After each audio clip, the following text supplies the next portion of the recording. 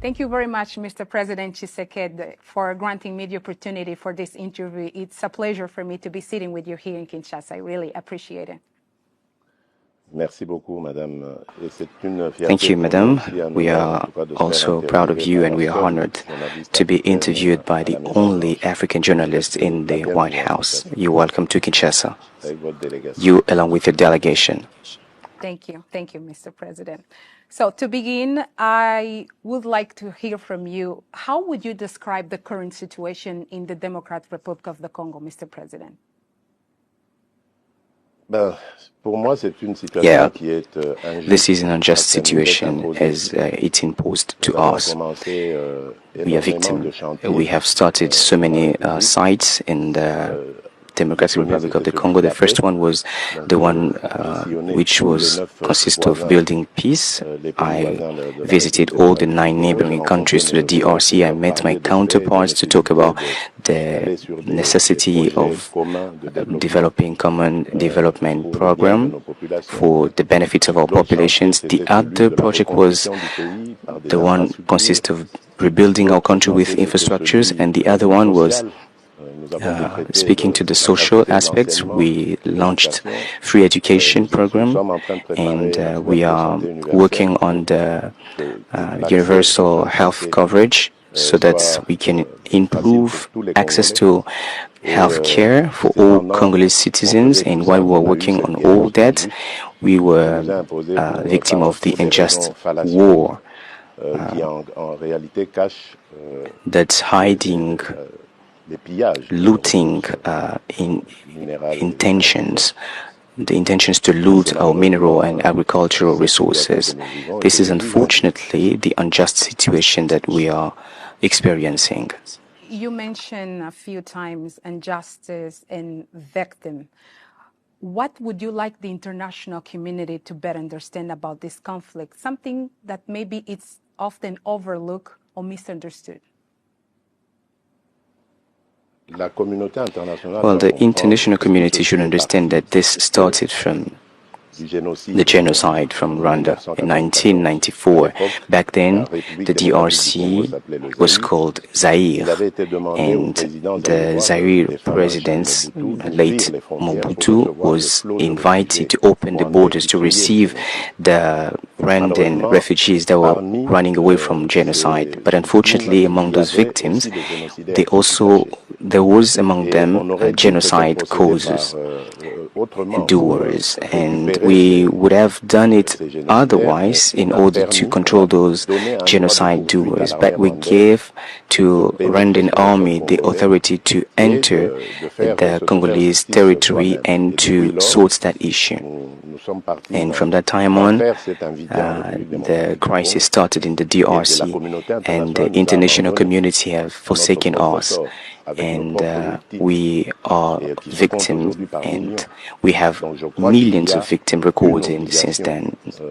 Now, we believe that the international community ought to take side with us and help us sort this situation. That's why I would like to hereby thank the Trump administration for the efforts they are doing, and I'm even convinced that this will be successful. And I really want to say that finally the international community, through the United States taking the lead, have understood that they needed to help the DRC people. Let's then talk about this upcoming peace deal signing ceremony. What is this peace deal about? Can you explain? Well, there is nothing magic in this agreement. As I just said, it's all about the awareness within the U.S. administration, the awareness on the conflicts that exists for about 30 years and which has caused millions of victims. So, just like any other initiative, it consists of ending the war and achieving the unconditional withdrawal of all the armed groups and all. In addition to that, we also have to come to a solution to this war, which is basically an economic war. And just to give you background, I just said it. This is something I've tried to do when I took office in 2019. I went and paid visit to neighboring countries. And back then, there was Rwanda and Uganda and Burundi that were the most concerned, because back then, Burundi also joined Uganda and Rwanda against the DRC in order to suggest this deal between us and see how we could be able to move towards a cooperation based upon economic exchanges instead of fighting, having these tensions, useless tensions that would have consequences on the stability of the region. Unfortunately, in 2022, Rwanda went on war against us, and Uganda understood that we are now building good relationship with President Museveni, and Burundi, thanks to President Ndayishimiye, they have also considerably improved their relation with the DRC. They are now a sister country. Now we hope that with the mediation of the U.S. administration, this peace will come true. Why do you think President Trump is so interesting to bring peace to DRC? Why he's working so hard to bring peace to DRC, in your point of view? First and foremost, because he announced it. And then President Trump represents the first world power. The U.S. are actually the leaders, and everybody knows the influence of the U.S. I was talking about the international community, and I believe that the United States has some responsibility in what's happened in the region. This might not be to mean that they are guilty, but they have the responsibility, which is that they trusted a regime, Rwandan regime, that was involved in the genocide, and as they were trying to correct the mistakes they made, they even caused other mistakes and other crises in the DRC. And I think this awareness from the U.S. administration will change the tide. As you know, Mr. President Trump eagerly desired to bring peace to DRC, as he personally told me many times. And he put together this specific team that has been working really hard to push this deal to really happen. And he not only wants to bring peace to DRC, he also wants to end the war between Russia and Ukraine. He's looking the situation in the Middle East. And my question for you, Mr. President, when we see peace finally reach DRC, are you considering to be the first African president to nominate President Trump for a Nobel Peace Prize? Pakistan just did it, by the way.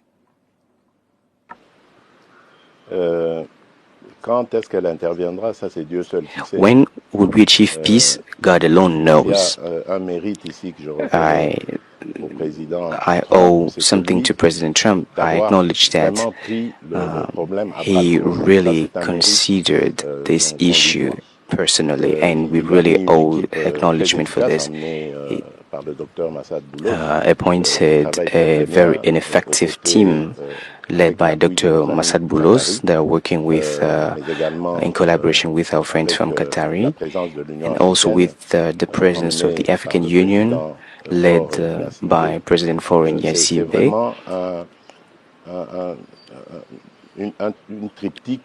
Well, this is something that's progressing very well, and now we are at the point of the principal agreement. A set of principles have been selected for the agreement, and if everything goes well, by the end of next week, both of our foreign ministers from Congo and Rwanda would meet in the United States to sign more than a principal agreement, and then we will come to endorse around President Trump in the United States. But I don't know when that would take place. It will depend upon both the progress of the events on the ground, but also it will depend on the U.S. agenda. As we know that the U.S. are involved in so many issues. You talked about the Middle East, and you talked about the war between Russia and Ukraine, and we also have the conflict between Rwanda and the DRC. So it will depend on those, but I think this might take place around mid-July. But then after that, I believe if they manage to achieve this, to end an unjust conflict that has caused thousands and hundreds of thousands of were dead. And some people would say that this war has caused more dead than the Second World War. And I think if President Trump, thanks to his mediation, managed to definitely end this war, he would really deserve this Nobel Prize. I would go the first to vote for him. And Mr. President, as we know, the narrative about the Democratic Republic of the Congo around the world is not good. Many people see this country as a very corrupted country and with problems with bad governance. When this peace deal is finally reached, are you planning to lead a very deep work combating corruption in this country? No, not at all. Let's talk about this issue on corruption. Generally, the DRC is stigmatized. Of course, corruption exists everywhere in the world. Even in democratic countries everywhere here, you would hear about corruption cases. So this is not something that is very specific to the DRC alone. And then you have to know that there are multiple items that are to be considered in our country when you talk about this corruption. The first thing is behavior. During all these recent years, we have considered issues with behaviors. Consequently, corruption is very key and very obvious in Africa, Congolese people. And then we also have this legal system of the country, which should see to sorting this issue. And we also have the social conditions, meaning the salaries that are making it difficult for other people to eat ends to mouth. And this is something that we have started working on since I took office in 2019. We started fighting against that.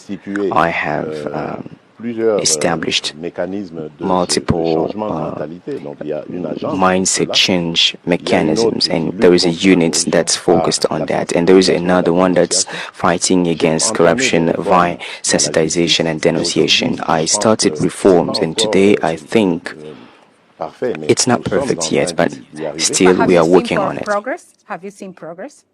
Yes, of course, we've recorded progress. I will mention that the third element is the revenues. When I came to power, the budget of the DRC was around $1,000 billion, and today we have tripled this amount, and today we are able to collect that thanks to the mechanisms that we have established. We have collected more revenues, and we are also going to mobilize our efforts as we have to diversify our economy. We are going definitely to enlarge our we're going to have the possibility to improve the effectiveness of the justice and the legal system, and this would enable us to reduce the impact of corruption on the economy.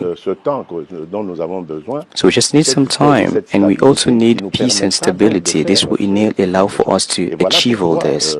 That's why the deal, as we were talking about that, the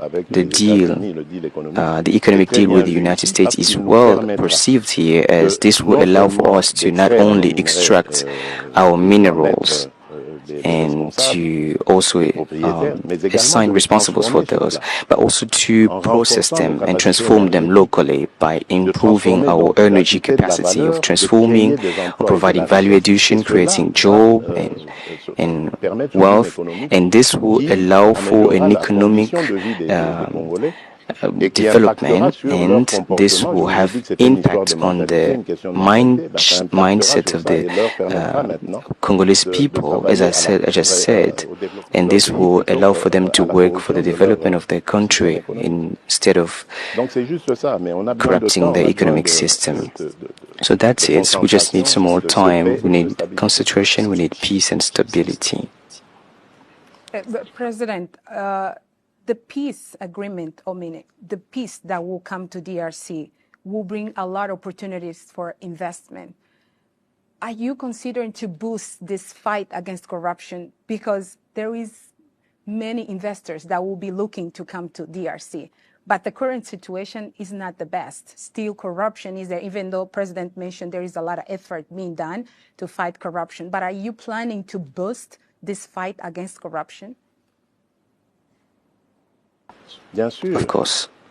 But we did not wait for this economic deal to launch these initiatives. I'm already talking about what we've done with our Chinese friends. When I came to power, I saw injustice in the partnership that China signed with the government, and I sorted that injustice. I traveled to China and I spoke with the leadership, and I told them that I was expecting a win-win partnership, but unfortunately I noticed that here China was taking most parts of the benefits than the Congo, and our Chinese friends accepted to review that, and now we are trying to rebalance things regarding that.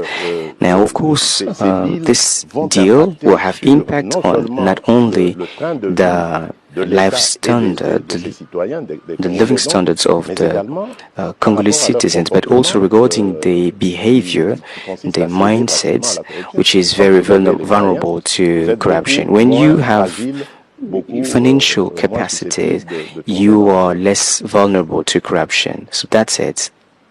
And how do you plan to ensure security for foreign investors in the areas that were in conflict? Yeah, for those areas, today we are fighting against these conflicts.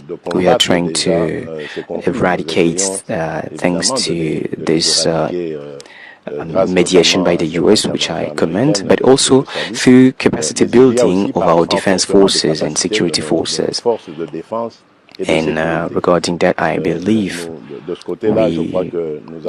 we were very unsuccessful, and even the last aggression by Rwanda and the city of Goma and Bukavu demonstrates that we have been very unsuccessful in our defense system.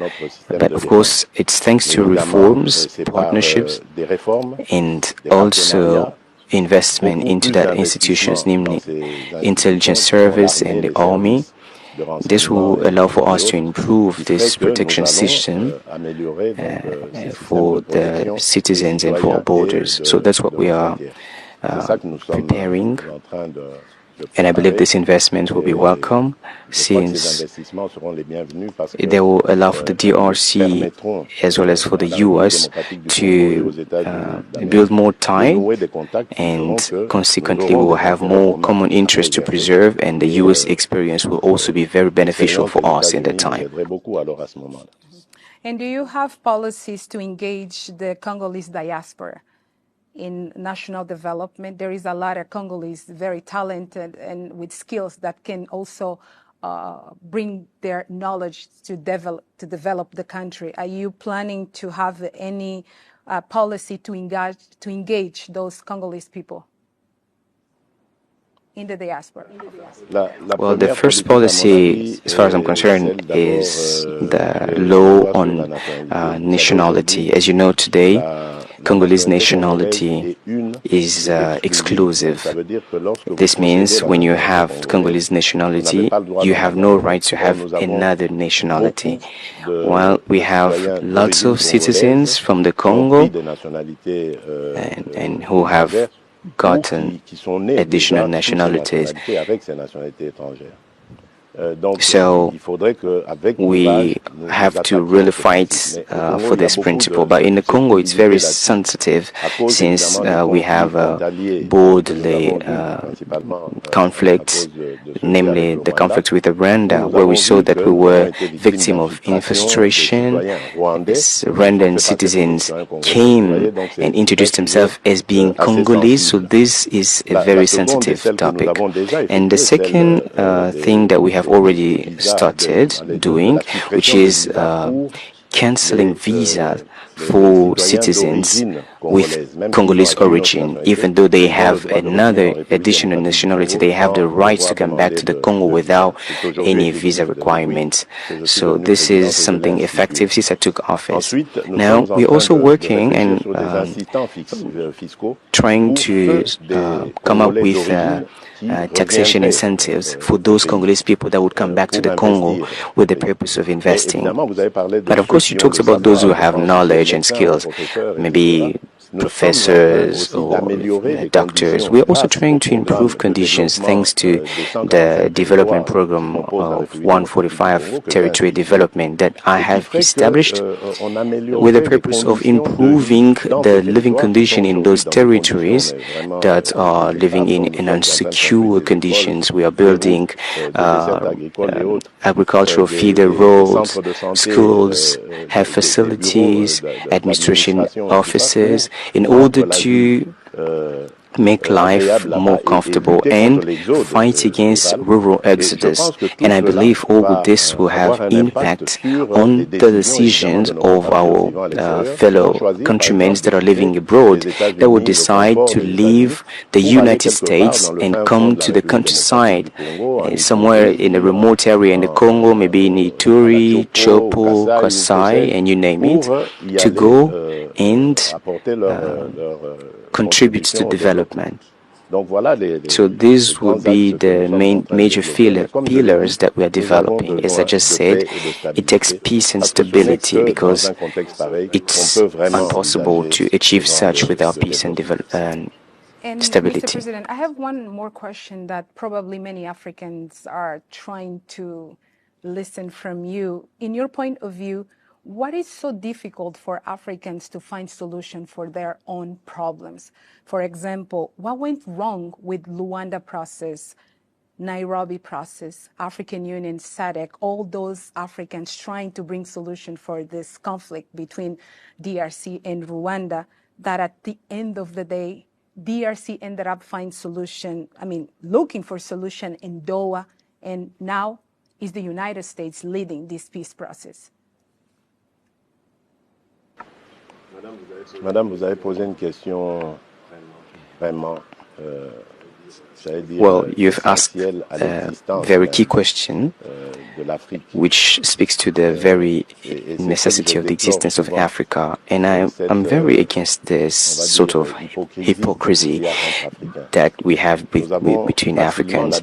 We easily talk about African solutions to African problems, but to some point, thanks to this trial, this unjust crisis that we've been experiencing caused by Rwanda, it's helped me have a clear view of this slogan, which is void. And we had proof and evidence. We were subject to Rwandan aggression, but I did not see African countries, at least not many African countries, that would stand and claim against us. Some counterparts would approach me and tell me during some forums and African forums, they would tell me something in private, but they would not be able to say it openly. And I have to really commend President Lorenzo, who is an excellent mediator, who really tried his level best to achieve this peace. And if there was if we managed to meet in December 15 in Rwanda, we would be able to sort this issue with the crisis. I also commend some SADC countries that have supported us. I would mention South Africa, Tanzania, and Malawi. These are countries that have really considered this seriously in order to make progress. And also have to say thank you to Uganda, Kenya, and Burundi, basically Burundi. They have they really stood with us and took side with us. I really have to mention this country because many others did not take the courage to be involved as these countries have done. And this is the issue that we have in Africa. Obviously, we also have some influence from outside the continent, I think. But I believe the true independence is to be able to say that we have principles that we agreed upon. And among these principles that we agreed upon, we have the one that speaks to the non-aggression of an African state on another African state. So once this is successful and achieved, this is a principle that we all agreed upon. We should be courageous enough to say this cannot take place, but we're not doing it. The issue with the Africans is that we are ourselves the very problem. We are accepting and agreeing upon principles that we do not abide by. When I took office in 2019, there was a resolution that read, in 2020, the objective would be to silence the arms and weapons in Africa. Was it achieved? No. Today, it's very unsuccessful, meaning we are voting principles that we do not even abide by. As long as we behave this way, other continents would never respect us, would be crying here and there saying that African people are not respected. This is what we have to start doing. We can only be respected by others as long as we are able to respect the commitment we made. President, that we as an Africans, we are not united. We don't have the same view in some matters. That's why we continue to have those problems. Well, our union is only, it's not real. How can you ever talk about unity when a nation can go cause millions of deaths in a neighboring territory? And this is seen by everyone with the purpose of looting of minerals. What kind of unity would you talk about? I want you to really delve deeper into this word. I cannot define unity with this behavior. So it's only, it's not real, that unity. We just talk about it, but it's not real. Maybe I was naive as I believed in this African unity, but I think it's, I think this is the lesson that I learned from this crisis, and it's really therefore important to go everywhere across Africa and say that the African unity that we all talk about is not real. The African unity would really starts with respecting the principles that we have selected and voted for, and the one that... Last question, Mr. President. What message would you like to send to President Trump, saying that finally those years of war that Congolese people have been suffering is about to end? Well,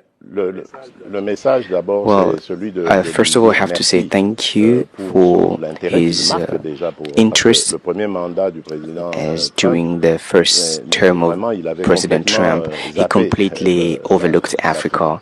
But now he has demonstrated interest for Africa, and we thank him for that. And I also want to encourage him to pursue and advance. For Africa, I am convinced, and I believe I'm not the only one believing this, Africa is the future of the world. Now is high time to prepare for this future, taking side with Africa and supporting us in our efforts aiming at developing our continent. And I'm convinced that if President Trump keeps on doing that, he will remain the president, if not the greatest, at least one of the greatest that the United States has ever had. And I believe he will receive this Nobel Prize. Thank you, Mr. President. Thank you very much. Merci, madame. Thank you, madam. I'm honored. Nous sommes arrivés à la fin de cette édition. Merci à vous de nous avoir suivis jusqu'ici. Si vous avez apprécié ces contenus, n'oubliez pas de vous abonner à notre chaîne, d'activer la cloche de notification pour ne rien manquer de nos prochaines vidéos. Likez et partagez cette vidéo. Pour toute question, préoccupation ou soutien de la chaîne, n'hésitez pas à nous contacter sur le +243 99 48 74 161. On se retrouve très prochainement. À bientôt.